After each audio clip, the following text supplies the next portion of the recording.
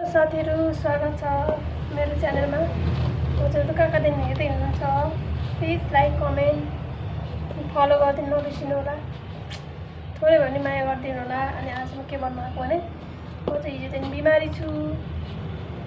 So बिमारी पनि के भने टाउको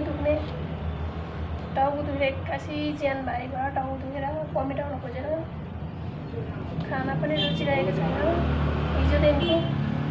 हिजो सोमबारदेखि फेरि रातभरि बिरामी, रातभरि हो हल्ला। तपाईँ कतिजनाले त चिनिसक्नु भएको छ। बालगायक सचेत परिवारको बाउ कलाउटे 2:30मा आएकोलाई हाम्रो रुमको छेउछाउमा हल्ला गरेर मातेर झुल छ, भुइँमा खुट्टा छैन, हल्लेको छ। यही हाम्रो भाइकै रुमकै छेउमा बस्छ। फेरि सबै हल्ला सुन्छ, रुममा गएर पनि हल्ला गरिबस्छ। आज मेरो दिमाग खराब गरेको मातेर रातिभरि त शिरमा त्यसलाई कति टर्चर दिएको। कसरी बस्नु जाएको त्यस्तोसँग। अनि यहाँ त सबै झल्ला छ। यो झल्लाहरूको चाहिँ